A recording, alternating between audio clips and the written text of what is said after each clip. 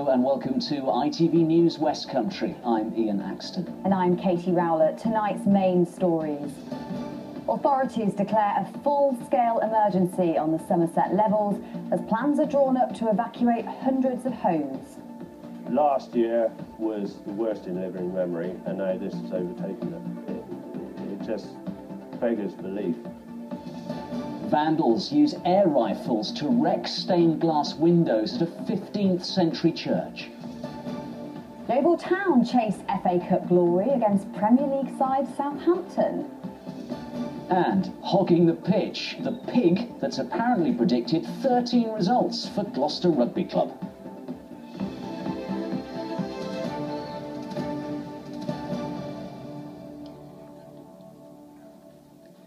Good evening. A full-scale emergency has been declared on the Somerset Levels, with evacuation plans being drawn up to move people out of their homes in flood-hit areas.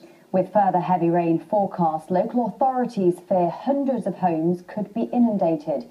The Bridgwater MP, Ian Liddle-Granger, says there is a risk of a real catastrophe. Our reporter Bob Cruz has spent the day on the Levels. Well, I'm in Langport, the so-called heart of the Levels. From here you get a really good picture of exactly how serious this situation is getting. Drive out in any direction and you just see hundreds and hundreds of acres of flooded land and come across community after community affected by the floods, either flooded homes or completely cut off by the water. Sedgemoor District Council has called this a major incident today. This evening, Somerset County Council has supported that call. They are concerned, but not half as concerned as the people who are living on the ground here, surrounded by water, like the farmer I spent the morning with today. James Winslade farms 840 acres of land on the Somerset Levels near Boroughbridge. At the moment, 790 acres, 95% of it, is underwater, including the houses. He's already had to move his elderly father out. He was rescued by the emergency services last night. This weekend, it's the cattle he's worried about, 550 of them. It's right to the back of the buildings, and it'll be creepy, you know. If we have this rain on the weekend, it'll be in the buildings. With so many of the buildings here underwater, and it's knee-deep in places, all of the cattle have had to be bunched in together. This is what they should be feeding them, these bales of silage, and the ones at the top, if they can get to them, will be fine. The ones at the bottom, though, are underwater. They'll already be rotten and completely useless. Dry straw bedding is being put down, but cramming the cattle in together like this isn't ideal. They're more susceptible to disease, and they're calving here at the moment too, and running out of space for that. But if the water comes up further, they could be in real trouble. Now, if it comes at 8 to 10 inches, it'll be halfway through these buildings. You know, what do you do? And it's not our fault, you know. We've farmed here 3 generations, 150 years, and we've flooded 3 times. Last year was the worst in living memory, and now this has overtaken it. It just beggars belief that how incompetent the EA are. We all know what needs to be done. We've lived here all our lives, for God's sake. But they just seem to think that they can brush us off all the time. Just up the road, neighbours living in fear have been talking to the fire service this week about the potential for disaster as more and more become cut off by the water. It's impossible to get to Bridgwater if we turn left. I mean, it's under feet of water, you know, submerged to the car's level. If we go right now out towards the village, try to get the main road, it's very difficult for a saloon car. I think it's only really possible if you're lucky enough to have a 4x4. It's just getting worse and worse, and is it going to end? We've got rain coming at the weekend, so it's pretty concerning. This is a site of special scientific interest with numerous protected species. Wildlife that hasn't drowned is finding what shelter it can. But with more heavy rain forecast, this farm and many other homes around here are simply running out of dry land. When James Winslade said there that everybody around here knows what needs to be done, he was talking about the dredging of the rivers, the Environment Agency dredging the rivers Parrett and Tone to clear some of the silt and create more capacity to take some of this water away. Today, a group of farmers took their message directly to the Environment Agency's offices in Bridgwater, and Bob Constantine was there. Well, not surprisingly, it's raining yet again, and I'm outside the regional headquarters of the Environment Agency here in Bridgwater, where a group of farmers and business people have come to protest about the lack of action, as they see it, in respect of the flooding. The sign says, "Stop the flooding, dredge the rivers." I'm joined by Neil Craddock, who runs a business at Boroughbridge. What's the situation been like for you? Absolutely dire. For the last month, we've been surrounded by very, very deep water, to the extent we're no longer able to actually continue our business because it's too dangerous to operate. And would dredging make any difference? Obviously. They've always dredged in the past, they don't dredge in the present. The rivers do need dredging. The Parrett, the Tone, the Brew, all of the rivers in Somerset need dredging. Well, that's a point that I have put to the Environment Agency. This was their response a short while ago. Dredging has its place, and we do dredge around the country, but it isn't the solution fully here. So actually we are trying trials. We're also looking at the impact that it would have in different locations, but it would not prevent flooding.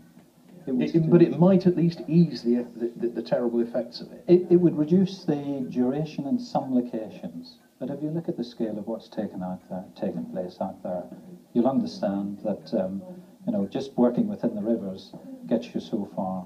But it is something to be looked at, and we know how keen people are for us to address it. Well, the situation has now got so serious, with more bad weather forecast over the weekend, that today Sedgemoor Council declared a major incident to heighten the state of readiness and preparation. I'm joined by the local MP, Ian Liddle-Granger. What do you want the Environment Agency to do now to make a difference? Well, I actually want the government to do something now. The Environment Agency has failed to do anything now or then.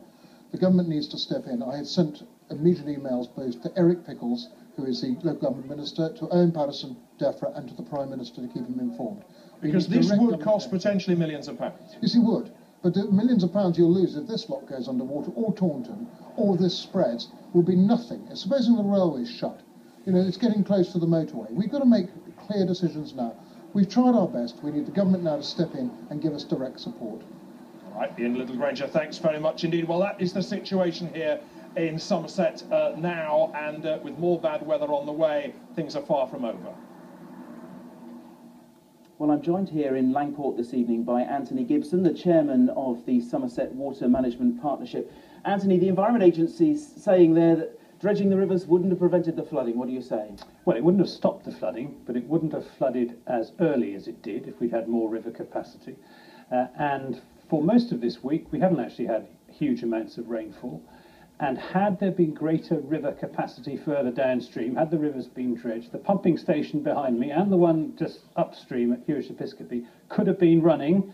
And these are the floodwaters out over there that are flooding properties in Muchelney and Thorney. So it would flood later, and you could start the pumps earlier. And the Environment Agency's own computer models have said that the dredging scheme that they're proposing would significantly reduce the severity of flooding on the levels. How important that the government gets involved? I know you've written to Dan Rogerson MP about this. The scheme that the Environment Agency have put forward will cost about between £3 and £4 million. Not a huge amount of money. We've raised about £1.5 million so far, so we've got a funding gap. What I've said to Dan Rogerson is, for heaven's sake, find that funding gap. Underwrite it if necessary. We can come up with some money. The Bath and West is starting a flood relief fund, but you must find the money to enable the dredging to be done this summer, because people and communities and farmers around here are just not prepared to put up with another winter and the threat of further catastrophic flooding like we've seen this year. You live here in Langport, so you know exactly how people are feeling around here and the damage that it does to the farmland too. People are fed up to the back teeth, not just with the flooding, but with this sort of state of denial that various people in government environment agency have been in as to what needs to be done. The key is to dredge the rivers. It isn't just the key to reducing the severity of flooding. It's the key to getting people to engage in all of the wider things that we need to do, like catchment management to reduce the speed that the floodwater comes down here. Without dredging, none of that is going to happen. Okay, Anthony Gibson, thanks very much for joining us. Well, there is more heavy rain forecast this evening, and on Sunday people here will be keeping their fingers crossed, but the water level is bound to rise again. Bob Cruz reporting from Langport there. Look at the rest of the day's news now, and a man from Amesbury has been found guilty of murdering his wife. Roy Simster stabbed his wife Debbie during a row last April. He immediately admitted his actions to 999 operators. Mrs Simster has been planning to leave her husband, and she'd already packed her bags. Roy Simster will be sentenced next week. The whistleblower who reported a care worker for carrying out sex attacks on vulnerable adults has spoken to ITV News about the moment she found out what was happening. Yesterday, Colin Stokes from Dursley pleaded guilty to raping 3 women at the home where he worked. The care worker, who doesn't want to be identified, says that she told the owners of the home in Gloucestershire what she had discovered.